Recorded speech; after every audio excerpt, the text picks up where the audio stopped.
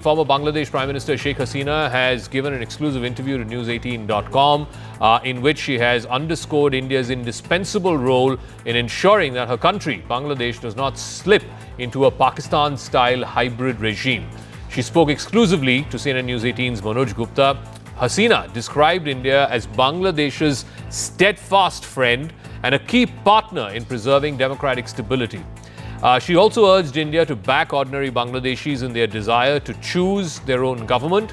She warned that Dhaka is today facing the risk of political instability under the leadership of Muhammad Yunus, who she has accused of being an extremist. And she has also said that the Western governments in the Western countries who thought that he might be the savior of Bangladesh have been duped by Muhammad Yunus. In fact, today, Muhammad Yunus has also declared that on the very same day that there will be elections in Bangladesh, which is going to be early next year, there will also be a referendum on the changing of the Bangladeshi constitution. I want to bring you first up excerpts from what Sheikh Hasina, the former Prime Minister, spoke exclusively to CNN News 18 Security Affairs Editor Manoj Gupta. She has said that leaving her home country after a coup was a matter of survival.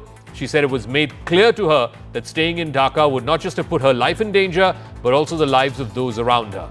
The military was faced with an impossible situation, she said, defending a constitutional government against overwhelming mob violence, while at the same time trying their best to avoid any further loss of life.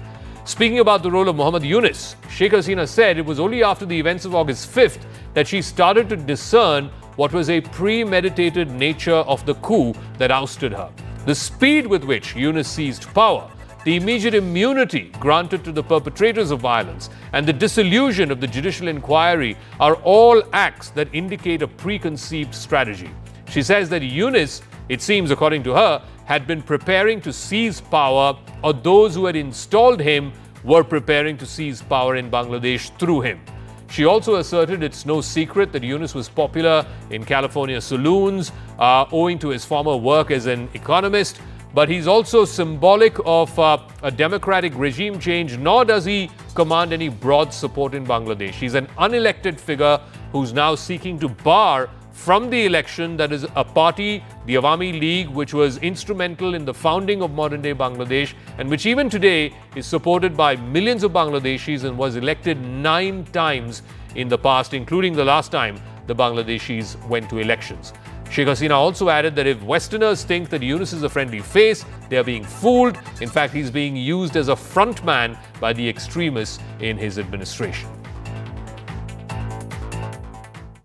It's a global exclusive. Ever since her ouster and her being forced to flee Dhaka and taking sanctum or sanctuary in Delhi, Sheikh Hasina has spoken with News 18. Manoj Kumar Gupta, our Security Affairs Editor, getting us a written text interview with her 10 questions that she has answered. But the focus of this conversation has been on 2 or 3 aspects, viewers. The entire interview is on news18.com. Kindly peruse it.